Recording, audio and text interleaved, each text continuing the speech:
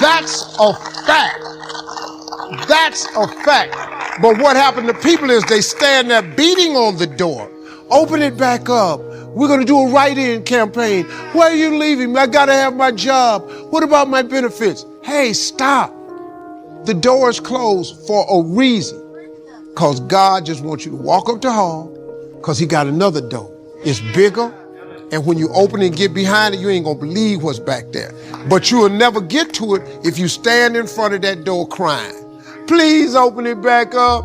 Help me. My family's... Stop. Go up the hall, man. These people that close doors in your face, they ain't the only door. They ain't the only door. God is the creator of all doors, man. I'm going to just go see what else he got for me. I don't even worry about that. Here's another one. Don't put all your eggs in one basket.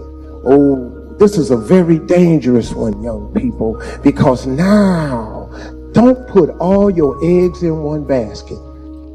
Well, that would depend on what your basket is made of, wouldn't it? If you got it in the right basket, you got to put all your eggs in one basket. How else you gonna make it? Success is an all-out assault.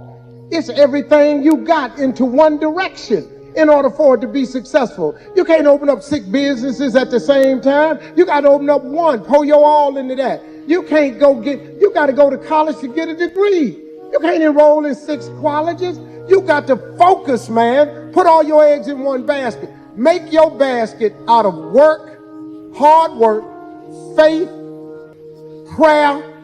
Put all that in that basket, glue that thing together, and put them eggs in that basket so you can be what you want to be. Because you're not going to be successful if you don't put all your effort into one thing. You ain't going to make it, man. Success is difficult. The road to success is always under construction. It ain't ever easy. It ain't clear. It ain't open. You got to do that. And be wary of this one right here, though. Always have a plan B. Let me tell you why I never have a plan B. See, do this so you'll have something to fall back on. Oh, you can go do that, but do this so you'll have something to fall back on. Let me tell you something. In order to really be successful, people who really got it going on, they focused on one thing. Bill Gates did Microsoft until he got plenty of money. Now he can do anything he want to do, but he did Microsoft. He did Microsoft. You can believe that the dude that came up with Google, he was making Google. He made Google. They made Yahoo. They did that till it turned into something, then it branched out. Plan B. In order to have a plan B, you have to take time away from plan A to prepare plan B. So when you take time off A, you're reducing the effort in your plan A.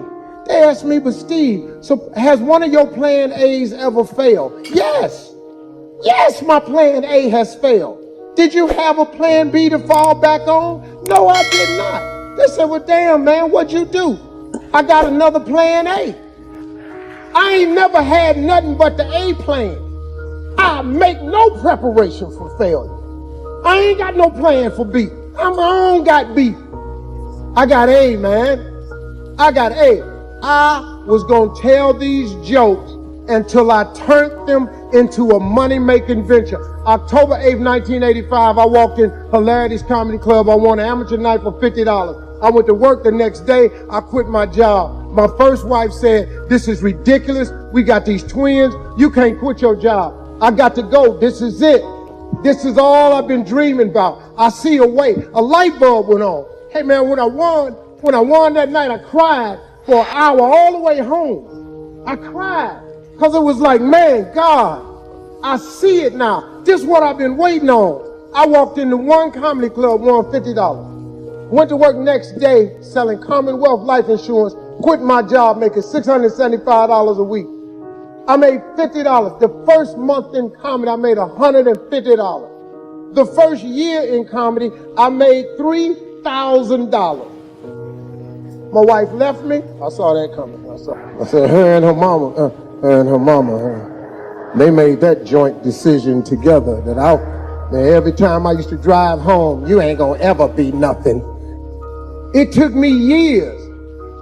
I lost everything. I became homeless. I lived in a car for 3 years. Lord have mercy. I just kept that plan A. I kept that plan A, man. I told these jokes. I took a gig for $125, $250. I drove 14 hours to make $175. Gas was way cheaper back then, so it made sense. I go out there and do the gig, man, sent whatever money I could home, so now I'm homeless, I can't do nothing. 3 years I lived in a car. Had an occasional hotel every now and then, but 3 years I lived in a car. You know what I kept doing? I kept telling them jokes. When my family members would catch me, Steve, come on home. I call home, ask for money. Steve, come home, get a real job. I said, no, I'm gonna stay with it. I'm gonna be all right. Can you wire me $50? Can you wire me $75? But brother said, don't ever call me no more, ask me for no more money. I ain't got nothing for you. You need to be a man and come home and get a real job. So I couldn't call nobody no more for help because they said they wasn't gonna help. So cool, I stayed out there. Look at me. And I ain't bragging. Look how God do. God is amazing. If you keep the faith in the things that you cannot see, God got something for you. I ain't see this. I didn't see this when I was living in the car. I ain't see none of this.